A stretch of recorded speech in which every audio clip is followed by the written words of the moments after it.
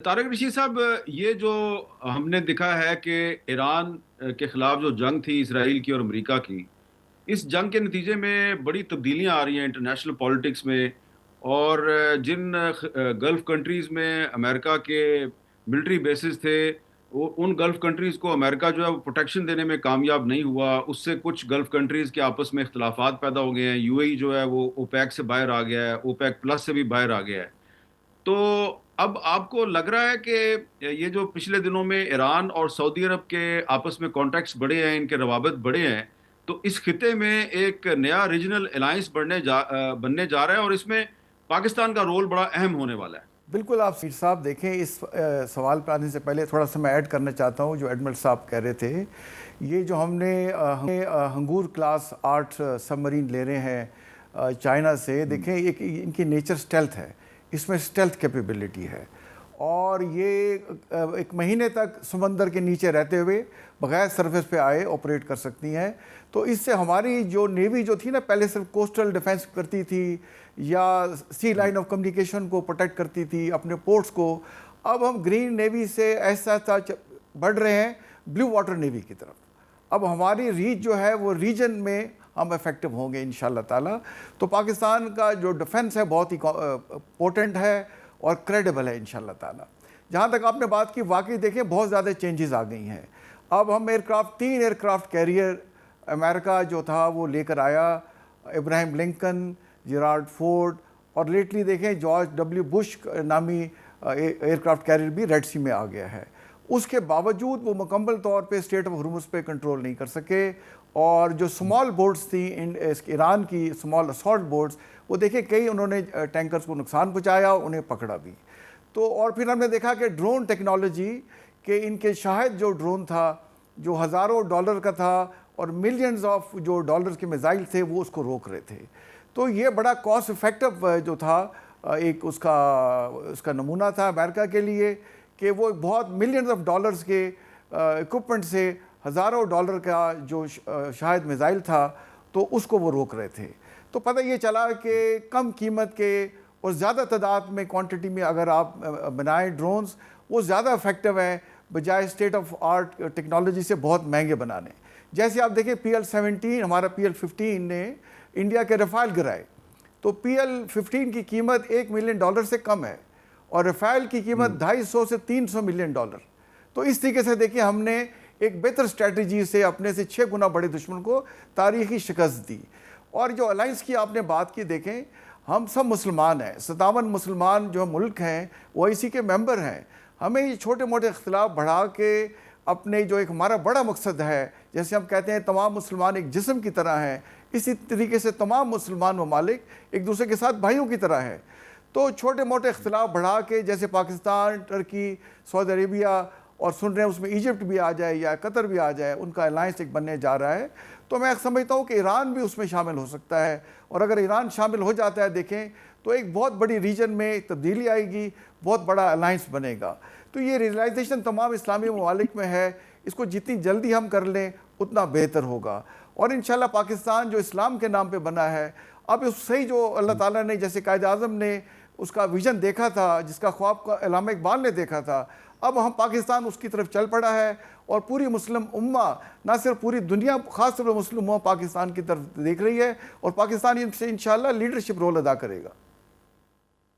Admiral Salim साहब, आपका क्या ख्याल है कि इजराइल जो है वो अब ईरान के साथ जंग के बाद खामोश बैठ जाएगा या अभी वो किसी और मुल्क को भी टारगेट कर सकता है? मेजर जनरल तारिक रशीद साहब कह रहे हैं कि पाकिस्तान और सऊदी अरब और तुर्की और उसमें ईरान भी शामिल हो सकता है और इजिप्ट का एक अलायंस बन सकता है। तो अगर ये अलायंस बनने जा रहा है तो आपको लगता है कि इजराइल कोई कोशिश करेगा कि अलायंस ना बने और वो इनमें से किसी ना किसी मुस्लिम मुल्क को अलायंस बनने से पहले टारगेट करने की कोशिश करेगा? जी देखिए, इसराइल के अपने अज़ाइम हैं और उनको हमें समझने की ज़रूरत है। तमाम मुस्लिम ममालिक को, स्पेशली इस रीजन के ममालिक को, उनको समझने की, डी कोड करने की ज़रूरत है।